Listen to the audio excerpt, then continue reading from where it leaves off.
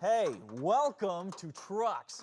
Today's project is called Sgt Rock, and it is a 1941 Dodge Army truck that was left for dead in a field until I found it, rescued it, and brought it in here and started working on it. We took you through that whole process last week. But now, you can see it looks a lot different than the last time you saw it. Yeah, that's because I dropped it off to a place called the Alton Company up in Pigeon, Michigan, and for the last few months, they have been smoothing down the metal and squirting paint on it. Now, you might be thinking, the Alton Company, the Alton Company. I think I've heard that name before. Well, yeah, you have. I've featured some of their stuff here on the show. Matter of fact, the Alton Company pretty much invented the extended cab truck decades ago. If you needed your dually stretched, they could do it. Need more room to store your junk? Boom, there it is. Got more passengers you need to haul in your big rig? Piece of cake.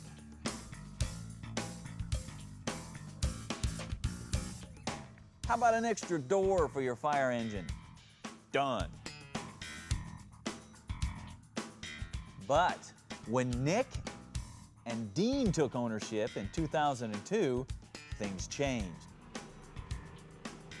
They got wilder because they began to really specialize in frame stretching, metal fabrication, and custom painting. And the Alton Company started to build some of the wild custom stuff that really began to showcase the depth of talent of the guys they have working there.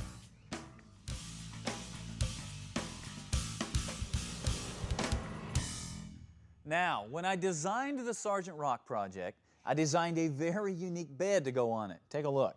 It needed to have removable side panels inside and outside so they could be replaced if they got damaged. It needed to have a floor structure strong enough to handle the fury of real, functional twin 50 caliber machine guns. It needed to have a fender opening large enough to tuck a 50-inch tall tire. And then it needed a pocket cut here in the front so the exhaust system would tuck in behind the cab. Of course, finally, it needed a custom bumper to tie it all together. Fortunately, the guys at the Alton Company built that bed exactly how I asked them. Check it out. It's got the removable panels, the big wheel wells for those 50-inch tall tires, the pockets for the exhaust stacks, the bracing under the bed for the machine guns, and a killer custom rear bumper. They even handmade the running boards to match that bumper and tie this whole truck together.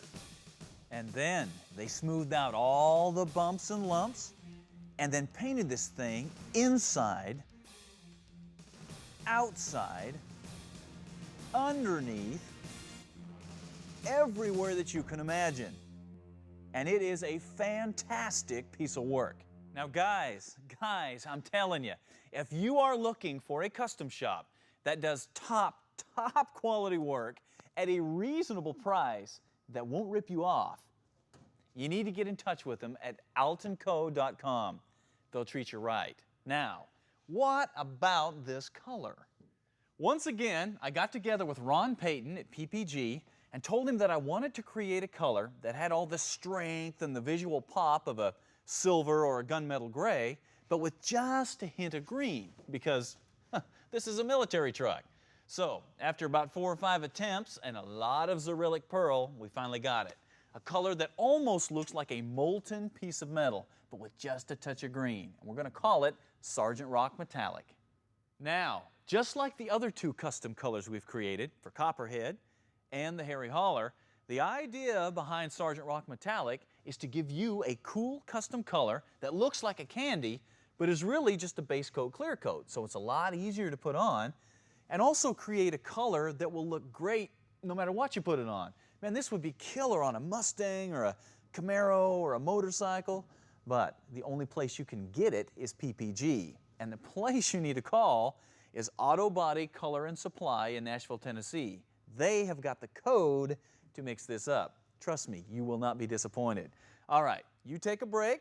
We're going to roll the truck over there on the lift, and I'm going to start prepping it up, get it ready for those big axles when we come back.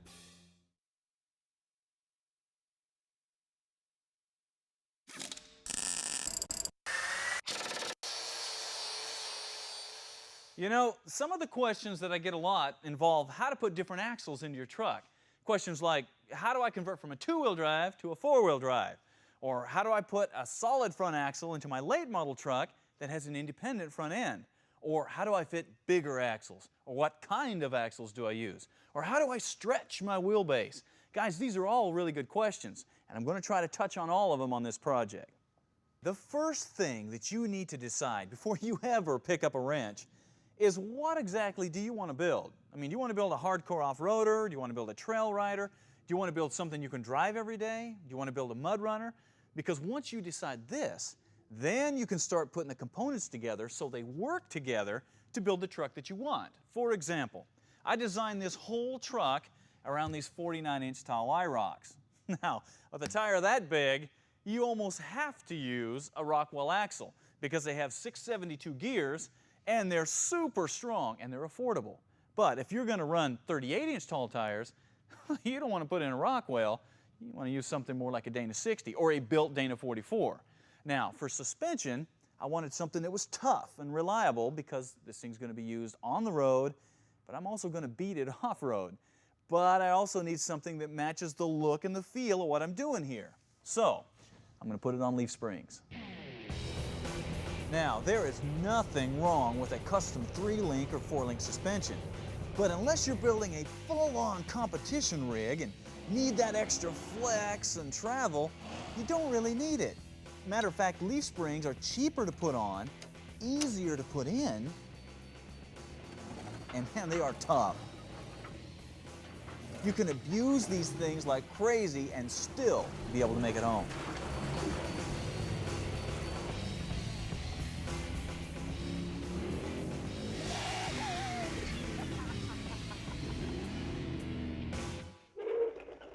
Once you have decided all this and you've done your homework, now you can tear into your rig and take everything off the frame that you're not going to reuse. Now, I'm not just talking about things that are bolted on. Now, I'm talking about any brackets or junk that's been welded or hacked onto the frame over the years, as well as brake lines and wiring, everything. Your goal is basically to strip it all down to a bare frame so you can start over. 1941 dirt. I'll sell it to you. There's no rust on the frame. None. Got the original Army paint on there. That's cool.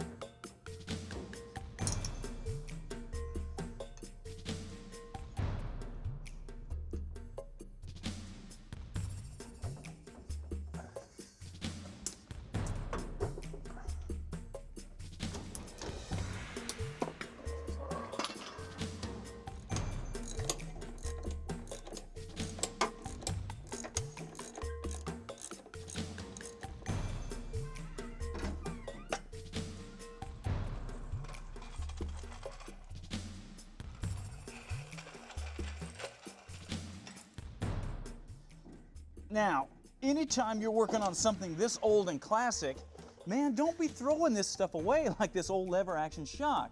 There are people searching eBay every day for this kind of stuff that are doing an original restoration, and they can't find it and give you money if you just toss it.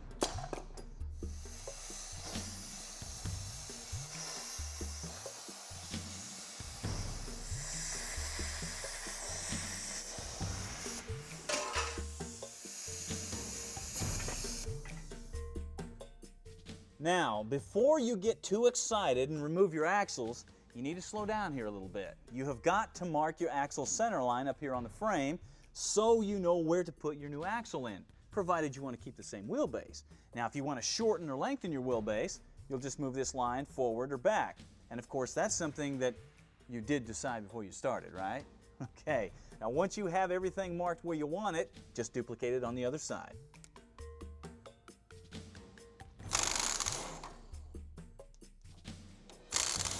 Now, remove the axles, the springs, the hangers, everything else that's on the frame.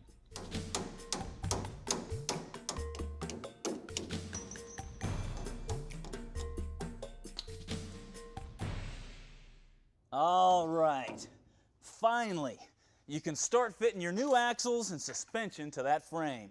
And I'm going to walk you through that next week. But wait a minute. We're not done yet. After the break, we're going to have a little fun with something we call truck ups.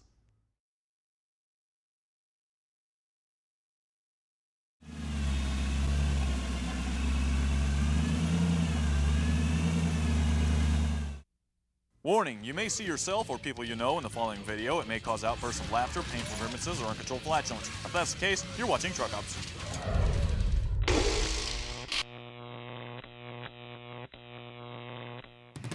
Getting your truck airborne in front of a crowd, oh man, that's cool. What's not cool is forgetting you need to make a turn at the end of the track. We all know that sometimes the best thing to do is just stomp down on the pedal and go for it. However, there are times that can really get you in trouble. Ernie decided that the only way to sell his rig was to show people how detailed the undercarriage was. As you can see, he's already got 2 guys interested. After putting it off for years, Sandy finally found a way to get Bob to go to the proctologist for that, that checkup. You know, sometimes when you're wheeling, things just don't go your way, in spite of how many times you try. The backflip with a half twist is always a crowd favorite, especially when you stick the landing. Now, having a spotter is important, you know that. But it's also important for that spotter to hold on to the strap when you're on a side hill, or this could happen. Standing your rig up in the air, getting daylight under the front tires, well, that's impressive. But, you do need to know when to stop. Stop. Get off the throttle. Oh! Jamie was so upset that he forgot to install his front locker that he just decided to enter the burnout contest instead. Sidetracked by the thought of that blonde waitress down at Hooters, Higgins failed to see the trap that the Thrasher brothers had set for him until it was too late. Catching a ride on the trail is usually no problem. People are really friendly. Unless, of course, you forgot to pack a clean pair of shorts, Stinky. Intimidated by the judges, Palmer decided to try to impress them by showing off his new bumper and winch. Frustrated and in a hurry from oversleeping, Little Joe decided to pack his own gear this morning. Aha. Now everybody likes it when you get on the throttle. Yeah. But for Leroy, the real trick is knowing when to get off the throttle. Or was that the bottle?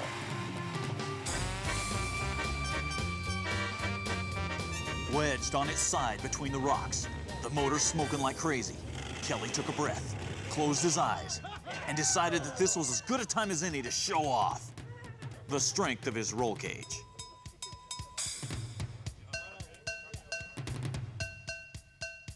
After years of practice, Ernie finally taught his rock buggy how to roll over and play dead. Unfortunately, getting it to stay dead, well, that still needs a little work. When you think of rock crawling, most people think of climbing up rocks. Well, here, Clyde gives us a reminder of just how tough going down can be.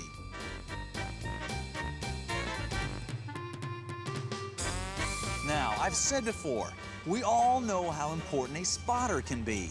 But sometimes it's best just to ignore them.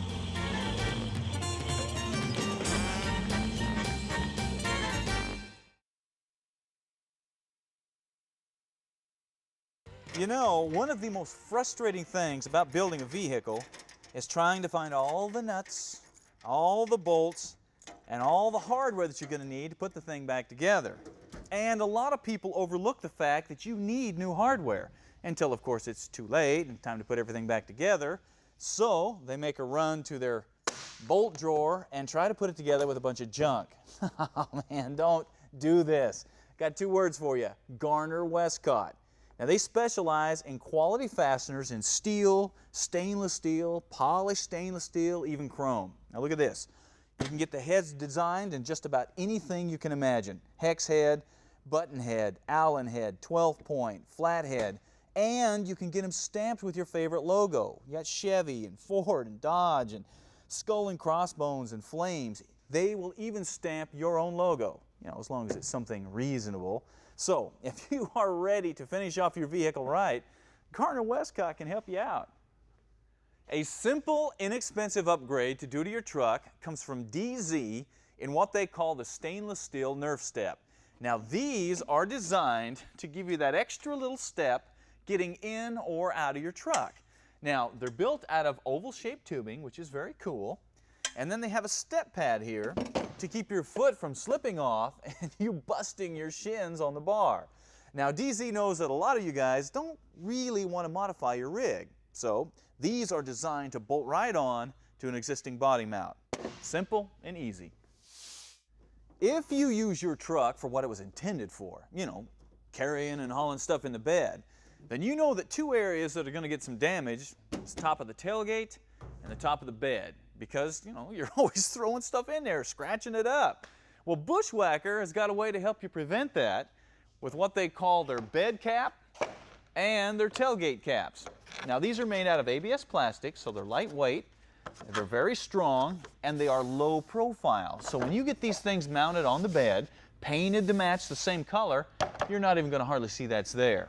Now to put them on is a matter of using the supplied 3M adhesive tape. So there's no drilling, no cutting of the bed.